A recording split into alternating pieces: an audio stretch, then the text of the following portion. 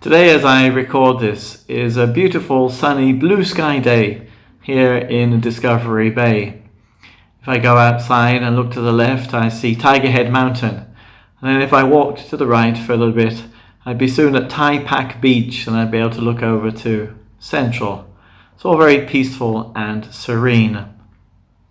I imagine that it was equally peaceful and serene in Beirut on the 4th of August, just before the moment of that terrifying explosion that killed at least 181 people and has injured up to or maybe more than 6,000 people, and there's been an estimated 300,000 people made homeless. How instantly things can change. Life is full of uncertainty and danger. If you told me a year ago that in 2020, most of the year we would not have public worship, then I wouldn't have believed you. But here we are. Perhaps we are more aware now of the precariousness of our existence. I'm reminded of the story of the disciples in the boat on the waters. The boat, of course, is a fragile place to be.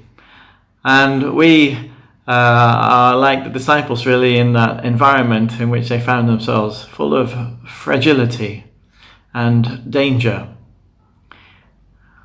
The sea can change very quickly from being a place that is calm to being a place that is life-threatening.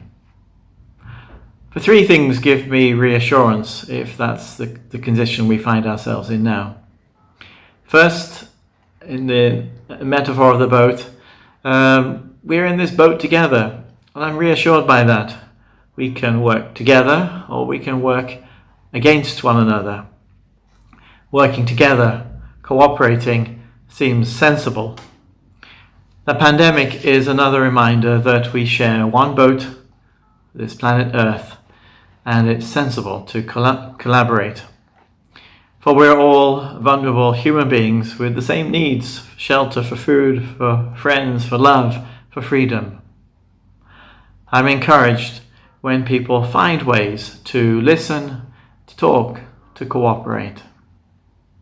Secondly, I'm reassured because I believe Jesus is with us in the boat. Well, actually, there's a question mark there. Is Jesus in the boat with the disciples? You know, there are two stories in the New Testament about the disciples being in the boat. And in one of them, Jesus is there asleep in the boat. And in the other story, he's not there, but he walks over the water on the sea to join them in the boat. But in both stories, Jesus ends up in the boat. When it comes to the question of why does God allow suffering? Why did God allow that explosion in Beirut?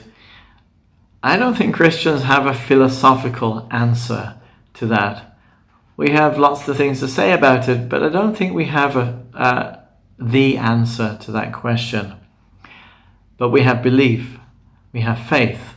We believe that God is present in the midst of all our challenges and our suffering. And for sure, God was present in Beirut on the 4th of August and continues to be present there in the people and with those who are trying to help. And God is with you and I now, and all that you are experiencing, all the challenges that you might be facing in your life right now.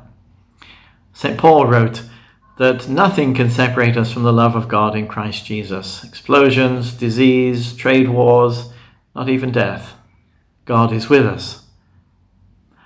The third thing that gives me reassurance in the present challenges we find in life is that I believe God is working out God's purposes.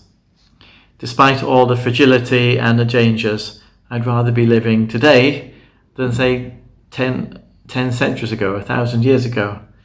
Not because I think people are better now than they were 1,000 years ago. I don't think that's true. And not because life might be more comfortable, but because of the benefit of hindsight, because of the advantage of having 10 extra centuries of human experience. History is there for us to learn from. God gives us intelligence to use to make the world a little better. And the greatest form of intelligence is emotional intelligence, to be more caring, compassionate, and wise. Wisdom and compassionate are the roots of all religion, because they are divine qualities.